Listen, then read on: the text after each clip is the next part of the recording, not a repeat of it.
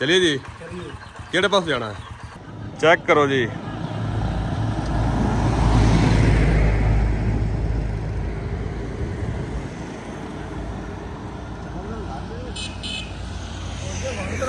बड़ा पुरस्कौन माहौल होंदा इत्थे गर्मी में जी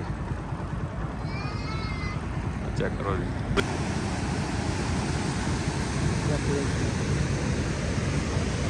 ये पाकपतन कनाल है जी तैयार होंदा पिया जी थोड़ी देर बाद तैयार हो जासी फिर अल्लाह दे बंदे ने खवाने जी लंगर हो गया शुरू जी आवाम खा रही है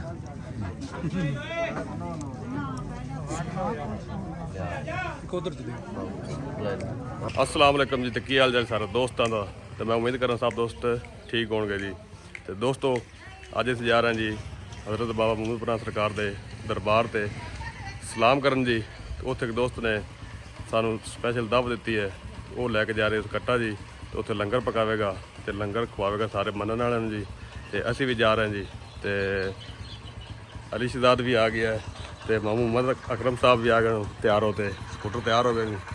चलिए जी किहड़े पास जाना है अच्छा ताकि अच्छा चलो असी दोस्तों नहर लगे नहर लागे के जावांगे हवेली रखा वो तो फिर सीधा फरीदकोट जमाल चौक सलीम वाल जाल तो फिर अगे मुहम्मद बना तो उत्थे चल के दरबार शरीफ से हाज़री देवांगे तो सलाम करांगे नाल जुमा अदा करांगे उस तो बाद फिर लंगर खावांगे सारे दोस्तों के हक में दुआ करांगे अल्लाह ताला सारे दोस्तों के कारोबार में बरकत पावे जिहड़ी किसी की ख्वाहिश है अल्लाह ताला पूरी करे जी।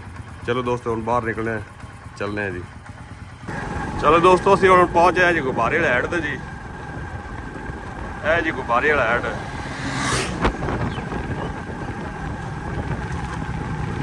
बड़ा खूबसूरत बनता रहते है जी। चेक करो जी नहर चलती पई जी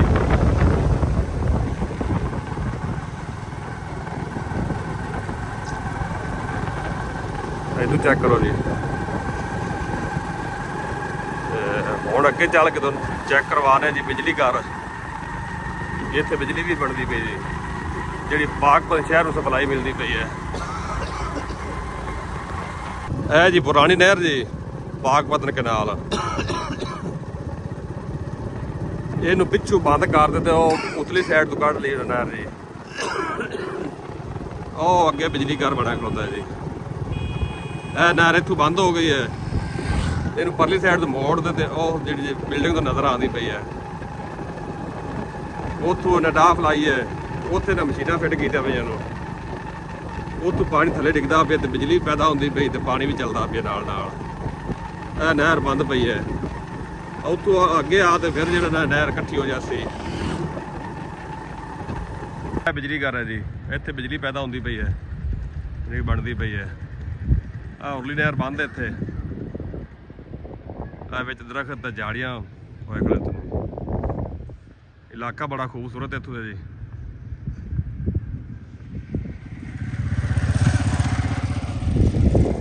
ਇਹ ਬਿਲਡਿੰਗ ਹੈ ਇਹ ਬਿਲਡਿੰਗ ਨਹਿਰ ਦੇ ਉੱਤੇ ਹੈ ਜੀ थल्लों पानी गुजरता भी है तो पानी गुजरता पे बड़ा ऊंचाई नाल थल्ले डिगदा भी है इत्थे रमैना चलते जाने कि मोटर चलदियां पईयां नूं ये पाकपतन सप्लाई इत्थों मिलती पई जी। ए चेक करो जी ए सारे रंग की मशीनरी पई ट्रांसफार्मर वगैरह टावर भी लगा भी है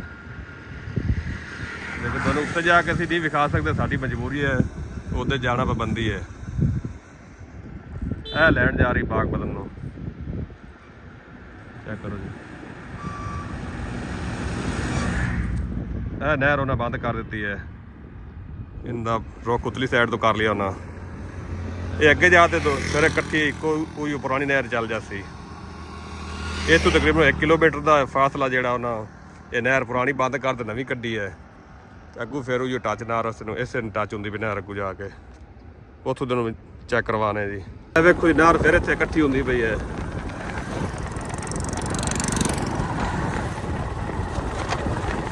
इत्थे फिर नहर बन गई इको परली साइड तो पानी आता पे इस नहर नूं पैंदा पई है पुरानी नूं ਆ ਚੈੱਕ ਕਰੋ ਜੀ, ਇਹ ਨਹਿਰ ਹੋਈ ਪੁਰਾਣੀ ਆ ਗਈ ਪਹਿਲੀ ਜੀ।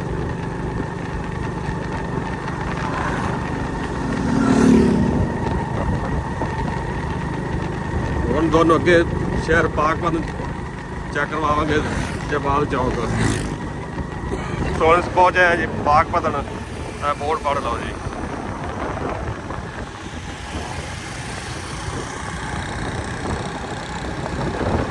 ਇਹ ਰੋਡ ਗਿਆ ਜੀ ਸ਼ਹਿਰ ਪਾਕਪਤਨ ਨੂੰ, ਅੰਦਰੂਨ ਸ਼ਹਿਰ।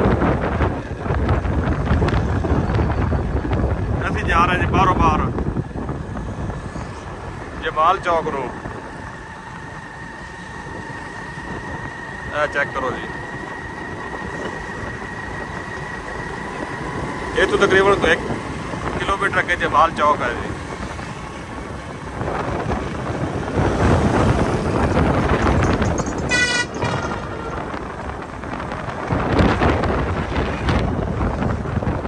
ਬਾਹਰਲਾ ਬਾਈਪਾਸ ਹੈ ਜੀ, ਅੱਗੇ ਸਬਜ਼ ਮੰਡੀ ਆ ਜਾਂਦੀ ਜੀ।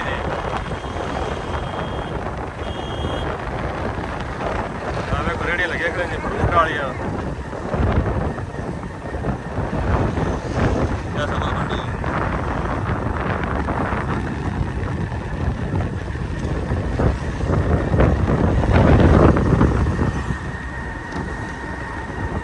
ਇਹ ਜੇ ਅੱਗੇ ਆ ਕੇ ਜਮਾਲ ਚੌਕ ਜੀ। ਇਸ ਸਾਈਡ ਜਿਹੜਾ ਰੋਡ ਜਾ ਰਿਹਾ ਹੈ ਬਾਬਾ ਫਰੀਦ ਦੀ ਨਗਰੀ ਨੂੰ। ਇਸ ਸਾਈਡ ਤੇ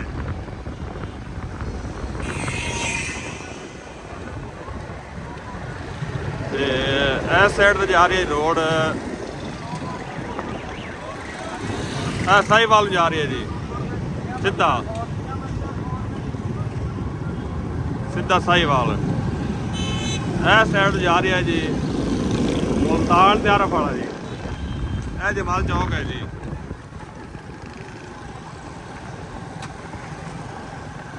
ਇਹ ਸਿੱਧਾ ਗਿਆ ਮੁਲਤਾਨ, ਪਹਿਲੇ ਆਰਫ ਵਾਲਾ ਆਵੇਗਾ, ਉਸ ਤੋਂ ਬਾਅਦ ਫਿਰ ਅੱਗੇ ਮੁਲਤਾਨ। ਆਰਫ ਵਾਲੇ ਵਿੱਚੋਂ ਭਾਵਲ ਨਗਰ ਤੋਂ ਵੀ ਜਾ ਸਕਦੇ ਆ ਜੀ।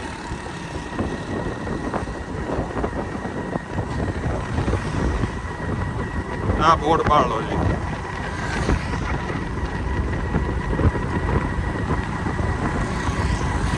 ਇਹ ਜੀ ਸਾਡੇ ਅੱਗੇ ਜਾ ਰਹੀ ਬੱਸ ਇਲੈਕਟ੍ਰਿਕ, ਇਹ ਜਿਹੜਾ ਤੋਹਫਾ ਮਿਲਿਆ ਜੀ ਪਾਕਪਤਨ ਸ਼ਹਿਰ ਨੂੰ। ਇਹ ਪਾਕਪਤਨ ਨੂੰ ਆਰਫ ਵਾਲੇ ਜਾ ਰਹੀ ਜੀ। ਇਹ ਬੜੀ ਅੱਛੀ ਸਹੂਲਤ ਮਿਲੀ ਹੈ ਜੀ ਆਵਾਮ ਨੂੰ, ਮਰੀਮ ਨਵਾਜ਼ ਦੀ ਤਰਫੋਂ ਜੀ।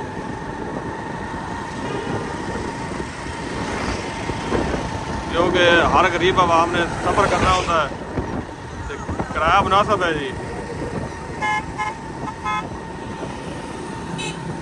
ਇਹ ਹਰ 20 ਮਿੰਟ ਬਾਅਦ ਇਹ ਬੱਸ ਨਿਕਲਦੀ ਪਈ ਇੱਥੋਂ ਜੀ ਸ਼ਹਿਰ ਵਿੱਚੋਂ। ਤੇ ਬੜਾ ਸਕੂਨ ਮਾਹੌਲ ਹੈ ਵਿੱਚ ਬੱਸ ਦੇ। ਤੇ ਕਿਰਾਇਆ ਵੀ ਮੁਨਾਸਬ 20 ਰੁਪਏ ਜੀ। ਇਹ ਕਿਰਾਇਆ ਪਾਕਪਤਨ ਤੋਂ ਲੈ ਤੇ ਆਰਫ ਵਾਲੇ ਤੱਕ 20 ਰੁਪਏ ਕਿਰਾਇਆ ਜੀ।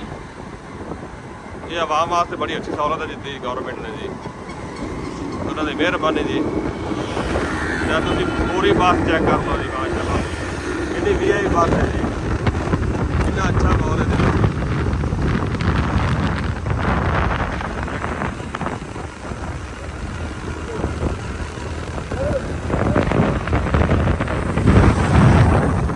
ਚੈੱਕ ਕਰੋ ਜੀ,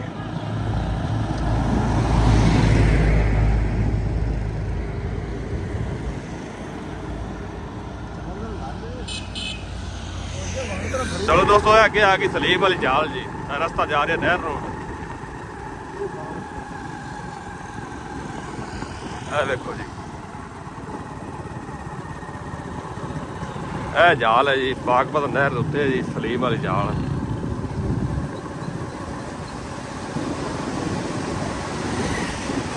ਇਹ ਦੁਬਾਰਾ ਫਿਰ ਰਸਤਾ ਗਿਆ ਪਾਕਪਤਨ ਸ਼ਰੀਫ ਨੂੰ ਜੀ।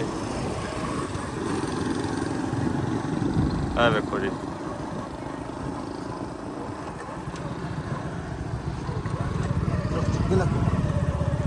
ਬੜਾ ਖੂਬਸੂਰਤ ਮੰਜ਼ਰ ਸੇ ਬਣਾ ਹੋਇਆ ਜੀ, ਦਰਖਤ ਲੱਗੇ ਹੋਏ ਨੂੰ। ਇਹ ਚੈੱਕ ਕਰੋ ਜੀ, ਗਰਮੀ 'ਚ ਬੜੀ ਠੰਡੀ ਛਾਂ ਇੱਥੇ ਹੁੰਦੀ ਹੈ, ਨਾਲ ਠੰਡੀ ਹਵਾ ਆਉਂਦੀ ਪਾਣੀ ਦੀ ਨਹਿਰ ਨਾਲ ਚੱਲਦੀ ਪਈ ਹੈ। ਬੜਾ ਪੁਰਸਕੂਨ ਮਾਹੌਲ ਹੁੰਦਾ ਇੱਥੇ ਗਰਮੀ ਵਿੱਚ ਜੀ। ਚੈੱਕ ਕਰੋ ਜੀ ਦੂਸਰੀ ਸਾਈਡ ਜੀ ਜਾਲ ਦੀ ਪਾਣੀ ਸਪੀਡ ਚੈੱਕ ਕਰੋ ਜੀ। ਅਸੀਂ ਯਾਦ ਰਹੇ ਜੀ ਬਾਬਾ ਮੁਹੰਮਦਪੁਰਾ ਸਰਕਾਰ ਹਾਜ਼ਰੀ ਦੇਵਣ ਜੀ। ਅਸੀਂ ਕਿਹਾ ਰਸਤੇ ਵਿੱਚ ਜਿਹੜਾ ਤੁਹਾਨੂੰ ਸਾਰਾ ਮੰਜ਼ਰ ਪੇਸ਼ ਕਰਦੇ ਜਾਈਏ। ਇਹ ਚੈੱਕ ਕਰੋ ਜੀ ਪ੍ਰੈਸ਼ਰ ਪਾਣੀ ਦਾ।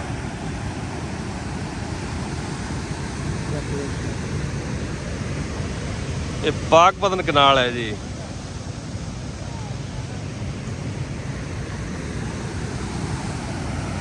ਇਹ ਫੈਮਲੀਆਂ ਇੱਥੇ ਆਈਆਂ ਖਲੋਦੀਆਂ ਨੇ ਸੈਰੋ ਤਫਰੀ ਵਾਸਤੇ।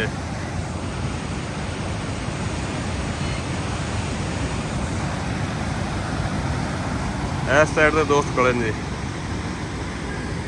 ਇਹ ਮਸਜਿਦ ਬੜੀ ਵੀ ਨਿੱਕੀ ਜੀ, ਕਿਸੇ ਨਮਾਜ਼ ਪੜ੍ਹਨੀ ਹੋਵੇ ਸਫ਼ਰ ਦੌਰਾਨ ਤੇ ਪੜ੍ਹ ਸਕਦਾ ਜੀ। ਬੜਾ ਪੁਰਸਕੂਨ ਮਾਹੌਲ ਹੈ ਜੀ। ਹੁਣ ਜੀ ਆਪਾਂ ਜਾ ਰਹੇ ਰਸਤਾ ਢੂੰਡਨੇ ਜਿਹੜਾ ਗੰਭੀਰ ਵੱਲ ਜਾਂਦਾ ਹੈ ਬਾਬਾ ਮੁਹੰਮਦਪੁਰਾ ਦੇ ਸ਼ਹਿਰ ਨੂੰ। ਇਹ ਲਿਖਿਆ ਖੜਾ ਨੇ ਜੀ ਬੋਰਡ ਗੰਭੀਰ ਜਾਣਾ ਉੱਤਾ ਸਿੱਧਾ ਤੇ ਬਾਗਪਤ ਨੂੰ ਵਾਪਸ ਤਿਆਰ ਹੋਣ ਲੱਗੇ। ਇਹ ਚੌਕ ਆ ਗਿਆ ਜੀ। ਇਹ ਸਿੱਧਾ ਗਿਆ ਯਾਰਫ ਵਾਲਾ ਮੁਲਤਾਨ। ਇਹ ਰੋਡ ਗਿਆ ਜੀ ਗੰਭੀਰ ਵਾਲਾ ਬਾਬਾ ਮੁਹੰਮਦਪੁਰਾ ਦੇ ਸ਼ਹਿਰ ਨੂੰ। ਸਿੱਧਾ ਰੋਡ ਲੱਗ ਗਿਆ ਜੀ ਹੁਣ ਗੰਭੀਰ ਵਾਲੇ ਨੂੰ। ਇਹ ਵੀ ਕਾਰਪੇਟ ਰੋਡ ਬਣਿਆ ਹੋਇਆ ਜੀ, ਬੜਾ ਸਾਫ ਸੁਥਰਾ ਰੋਡ ਹੈ ਜੀ।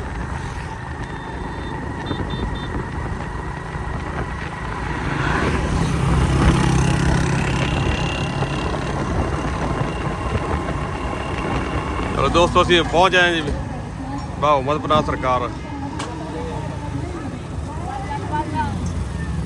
ਟਰਾਲੀਆਂ ਤੇ ਸਾਰੇ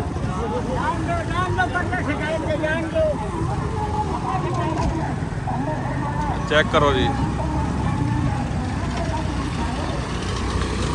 ਜੇ ਸਲਾਮ ਕਰਨੇ ਦੁਆ ਮੰਗਨੇ ਆ ਜੀ, ਉਸ ਤੋਂ ਬਾਅਦ ਲੰਗਰ ਪੱਕਾ ਪਿਆ, ਲੰਗਰ ਖਾਂਦੇ ਆ। ਫਿਰ ਜੁਮੇ ਟਾਈਮ ਜੁਮਾ ਅਦਾ ਕਰਾਂਗੇ ਜੀ। ਉਸ ਜੁਮਾ ਤੋਂ ਮੁਬਾਰਕ ਬਣੀ ਗਏ ਜੀ।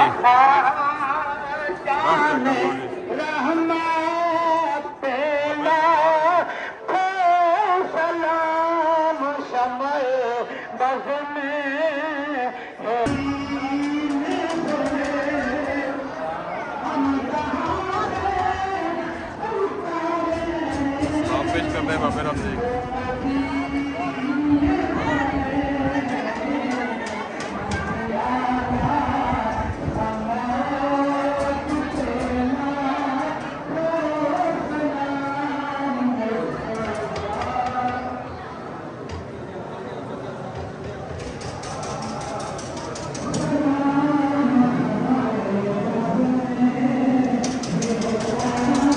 रोटी पड़ता रहे